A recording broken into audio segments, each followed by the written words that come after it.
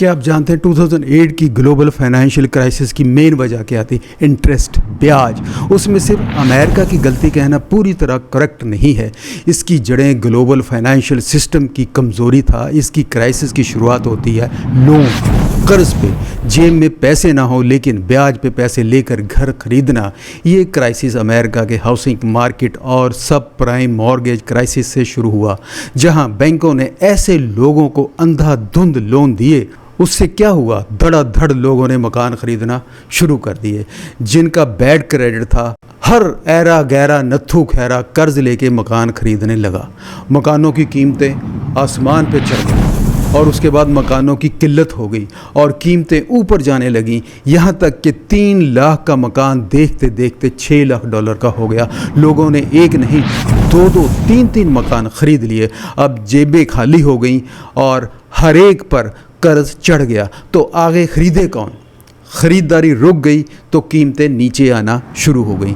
تو وہ لوگ جنہوں نے لالچ میں مکان خریدے تھے، شیخ چلی کی طرح سوچتے تھے کہ 1 سے 2 مکان بناؤں گا، 2 سے 3 بناؤں گا اور پھر اس سے بزنس خریدوں گا، پھر اس سے گاڑی خریدوں گا، ان کے یہ سب خواب چکنا چور ہونے لگے۔ لوگوں نے مکان بیچنے شروع کر دیے لیکن کوئی خریدار نہ تھا۔ بینکوں کو مکان کی قسطیں جانا بند ہو گئی۔ امریکی بینکوں نے اس خراب لونز کو ملا کر مارگیج بیک سیکورٹیز CDOs بنائی اور ان بیڈ لونز کو کریڈٹ ایجنسیوں نے گڈ کریڈٹ کا ٹھپا لگا دیا اور انہیں پوری دنیا کے بینکوں اور انویسٹرز کو آگے بیچ دیا۔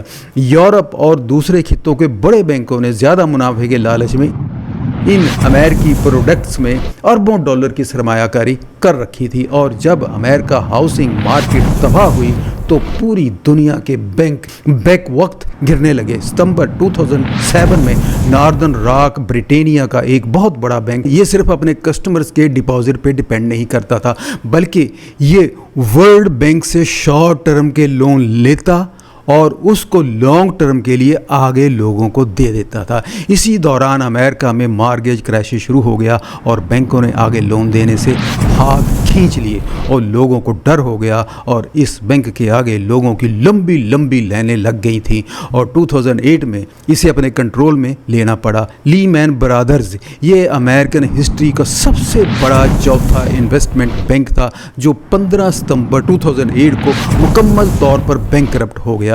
اس بینک کا ڈوبنا کرائسس کا سب سے بڑا دھماکہ تھا جس کے بعد دنیا بھر کے سٹاک مارکیٹس کریش ہو گئے۔ واشنگٹن میوچل بینک سب سے بڑا کمرشل بینک تھا اور یہ بھی ہاؤسنگ لونز ڈوبنے کی وجہ سے ستمبر 2008 میں بند ہوا اور بعد میں اس کے ایسیٹس JP مورگن نے سستے بھاؤ میں خرید لیے۔ بیئر اسٹرنز یہ امریکہ کا ایک اور بڑا انویسٹمنٹ بینک تھا جو مارچ 2008 میں تباہی کے کگار پر پہنچ گیا۔ مارکیٹ کو مکمل کریش سے بچانے کے لیے امریکی فیڈرل ریزرو بینک کی مدد سے اسے بھی JP مورگن کو بہت ہی سستے داموں پر بیچ دیا گیا۔ فورٹیز یہ بیلجیم اور نیدرلینڈ کا ایک بہت بڑا بینک اور انشورنس گروپ تھا جو 2008 میں کمپلیٹ طور پر فیل ہو گیا، جسے بعد میں یورپی حکومتوں نے بچایا اور تقسیم کر لیا۔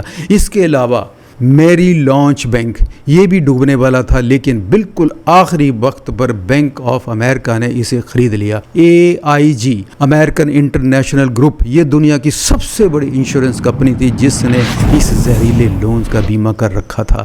یہ ڈوبنے ہی والی تھی کہ USA کی گورنمنٹ نے اسے بچانے کے لیے $180 ارب سے زیادہ کا بیل آؤٹ دیا۔ General Motors auto company crisis کے بعد بینکرپسی میں گئی اور اس کے ساتھ ہی کرائزلر کار بنانے والی کمپنی حکومت کی مدد سے بچی۔ آئس لینڈ کے 3 بڑے بینک ڈوبے اور ملک شدید کرائسس میں آ گیا۔ جرمنی نے یورپ کی ہائپو ریل اسٹیٹ کو سنبھالا اور اس کے علاوہ جاپان اور چین کی بھی ایکسپورٹ کمپنیوں کو خاص طور پر کار اور الیکٹرانکس سیکٹر کو بہت نقصان پہنچا۔ دنیا بھر میں کھربوں ڈالر کا نقصان ہوا، کروڑوں لوگوں کی نوکریاں گئیں، کئی خاندانوں کو گھروں سے باہر نکال دیا گیا۔ جب وہ اس کی قسطیں نہ پوری کر سکے، ہزاروں چھوٹے کاروبار بند ہو گئے، بڑی بڑی کمپنیوں کے آگے گوئنگ آؤٹ آف بزنس کے بورڈ لگنے لگے، دنیا کے بڑے بڑے برانڈز خوف میں آ گئے، شاپنگ مال خالی رہنے لگے۔ ہر ایک کی زبان پہ ایک سوال تھا، اب آگے کیا ہوگا؟ लोगों की पूंजी स्टॉक मार्केट में डूब गई। इंडिया की स्टॉक मार्केट निफ्टी जो 6000 से ऊपर थी उस वक्त वो क्रैश होकर 2700 यानी कि आधे से भी कम रह गई। 100 रुपये का शेयर 25 रुपये में बिक रहा था, लेकिन कोई ख़रीदार ना था। और उस वक्त जो इंसान इस इंटरेस्ट और सूदी निज़ाम से बचे हुए थे, जिनके पास अपनी कैश पूंजी थी, उन्होंने ये चीज़ें कौड़ियों के भाव ख़रीदी। इस तरह लोग ये भी कहते हैं कि ऊपर वाले ने, कुदरत ने शफलिंग की और नीचे वालों को ऊपर और ऊपर वालों को नीचे कर दिया। ये वो डंडा था जो ब्याज वाले सरमायाकारों को लगा और वो इनाम था जो कैश पे काम करने वालों को मिला। ब्याज एक लालच है, जो चीज़ आपके पास नहीं है उसको हासिल करने का हवाई ख्वाब दिखाता है और इसका एंड हमेशा बुरा ही होता है।